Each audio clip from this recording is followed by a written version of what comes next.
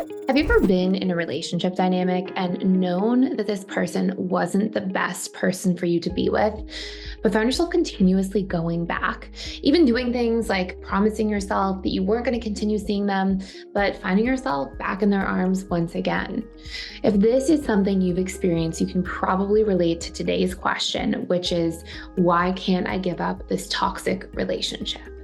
I am going to go through and actually share this question from Melissa out of Connecticut today in this video, and maybe it's something you can relate to. And as we go throughout this video specifically, I'm not just going to share this question, but some powerful answers and solutions for how to understand why this might be happening to you and stop it from happening dead in its tracks, but also for how to prevent this dynamic from existing in your future relationships, because it's not a very fun situation to experience.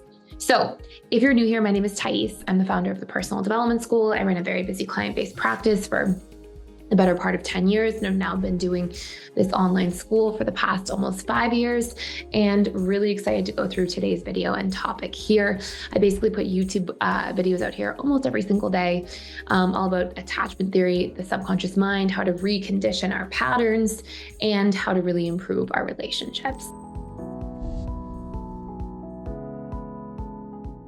So what I'll do here for a moment is I'll actually share my screen so you can see this question for yourself, because it's really powerful to have a better understanding as to why this happens.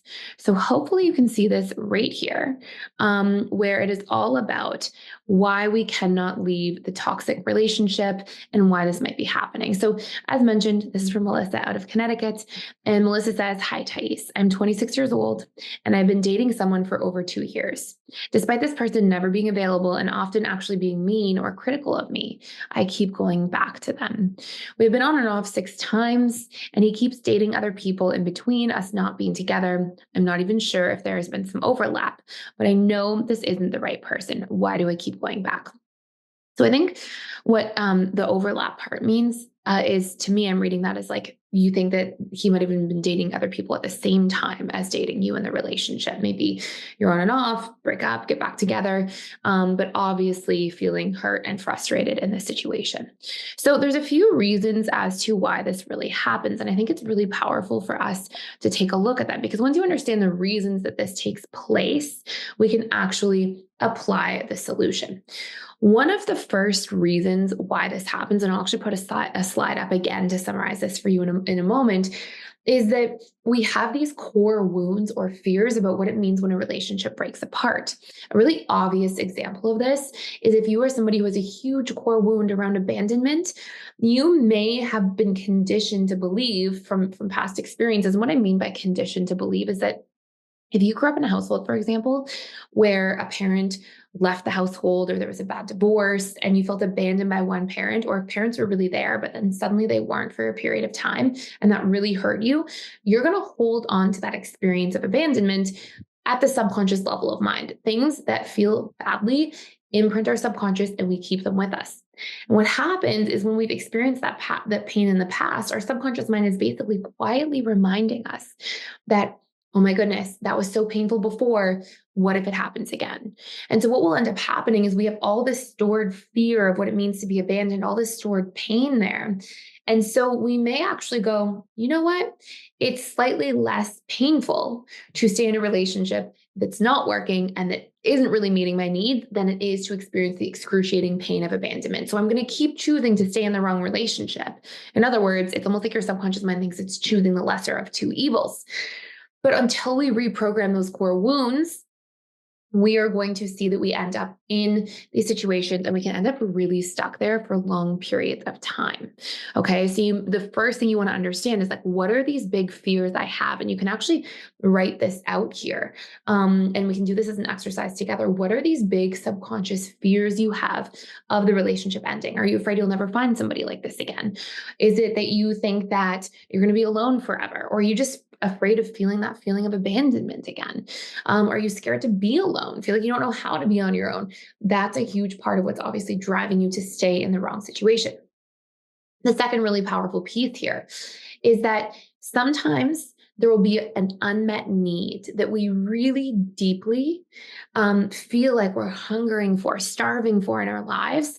And if somebody in our life is meeting just that one need, even though they may not be meeting so many other needs in our relationships or in our life in general, we may stay going back to that person because it's almost like they're like dealing us the need.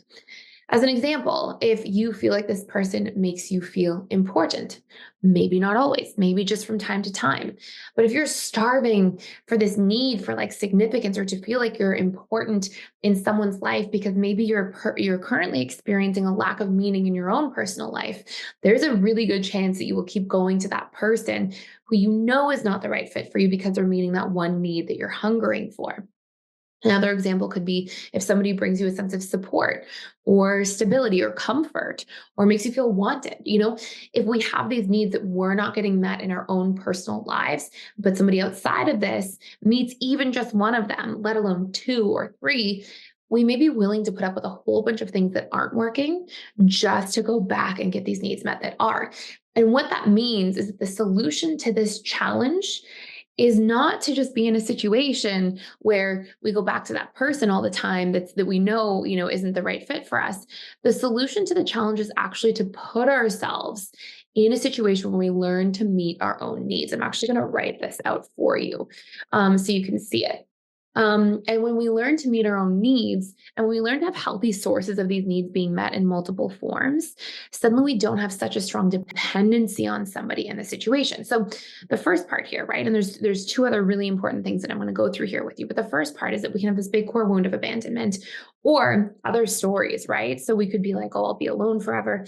The second part is that you may find yourself in a situation where you're going, well, I don't know how to get other needs met. So I'm just going to keep going back to this one person for these needs, even though they're not healthy in many other ways for you.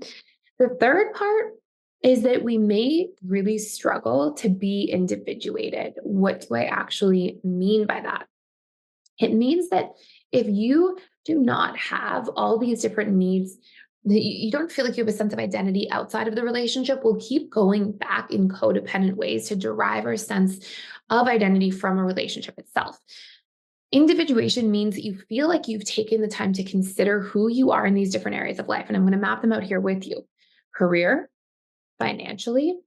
And what I mean, I'll actually go through this in detail, but mentally, emotionally, spiritually, these are the different 7 areas of life, physically, and relationally.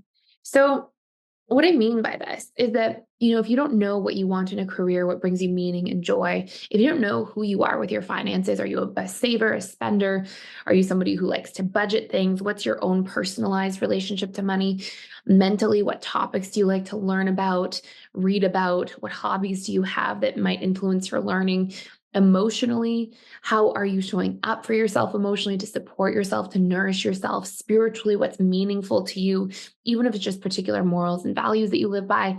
Physically, do you have habits, activities, hobbies that support and promote the physical area of your life? And relationally, what are your standards? What are your needs? What are your non-negotiables in relationships? If you don't know these things, you will settle for situations that are not okay with you because you don't have a strong sense of self and identity outside of a relationship, meaning you will basically settle for subpar things that are not okay for you consciously, but your subconscious mind's like, oh, it's okay. We're getting, some kind of connection here. So it's all right. I'm willing to put up with things that aren't actually working for me. And you won't fully recognize it because you haven't fully considered who you are and what you're actually looking for. And this is where like introspection is key, to even go through and be like, who am I? What's meaningful to me in these different areas? And last but not least, and I will say before I share this fourth point with you here, if you are somebody who's really struggling with individuation, you feel like you don't know who you are, what you want, what's really meaningful to you can actually check out fully for free just for a limited time. I'll put a link down below, but fully for free, a course all about strengthening your sense of self and identity, really deciding who you are, what your mission, vision, purpose is in those different 7 areas of life. And it will actually empower you to feel a lot more confident, which will in turn really benefit your relationships and the standards that you set and live by, which of course makes for a more fulfilling love life, but life in general across these different 7 areas. So I'll put that link down below if you want to check it out for free just for a limited time. And then last but not least here, sometimes just like we talked about needs, somebody will express these traits that you may be really, really connected to. There's something called trait variety, which is basically this idea that years and years ago, if you were out trying to survive in the world and you were really smart and you paired up with somebody really strong, you have a better chance at surviving. So there's this biological thing called trait variety that drives a lot of what we're attracted to. So it's quite possible that your subconscious mind is really attaching to somebody because they're expressing traits that you are repressing, that you're not taking ownership of and integrating in the relationship to yourself. A really obvious example of this would be if you were in a position where somebody is really assertive and you're not very assertive. And so you kind of latch onto that person thinking they're going to assert for you or on your behalf. And your subconscious mind make it something met in terms of somebody expressing your repressed traits. But the answer to this is not to just attach to people with different traits than you and learn to be okay with it. It's to practice nourishing these traits in the relationship to yourself. It's to be able to actually practice being a little more assertive. Or if you're attracted to somebody who's protective, to be more protective of yourself by protecting your own boundaries. Or if you're somebody who's attracted to somebody who's very present, to learn to be more present in your own life with your own emotions, your own feelings, your own needs. And then we won't attach to people who may be offering just one or two of these things with a lot of other unhealthy things in that dynamic. And we won't just attach them and stay attached for unnecessarily long periods of time when our conscious mind knows better. And the last thing I want to say here is if you're in this situation where you're like, your conscious mind knows better, you know better, but you keep going back, that's really because your conscious mind is roughly 3 to 5% of your beliefs, thoughts, emotions, and actions or decisions. Well, your subconscious is 95 to 97%. So this friction that you're experiencing is your conscious mind saying, this person's not right for me. They're not healthy for me. They're not showing up well. And your subconscious being like, yeah, but we're getting this one trait out of the relationship here. So we keep going back. Or, yeah, but you know what? I don't really know who I am. And so I'm kind of okay with just settling. Maybe I feel bored. Maybe I just feel this sort of sense of emptiness. So I'll just go to this person. Or they're meeting maybe one need. Maybe they make you feel seen or, something of that nature. And so you keep going because you're starving for or hungering for that in yourself. Or last but not least, you have too many scary stories about what it means to leave. So you just stay because you think it's going to be slightly less painful, which by the way, it won't. It'll be more painful over time. Maybe not more painful in this immediate moment, but it will be harder over time and will even be harder to leave the longer you stick around. So I hope this is helpful for you.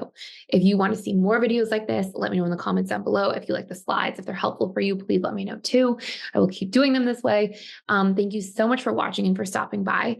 And again, if you want to do a deeper dive into the different personal development school courses, the one about that, learning your sense of self and identity and purpose and meaning in your life, you can check that one out fully for free for a limited time down below.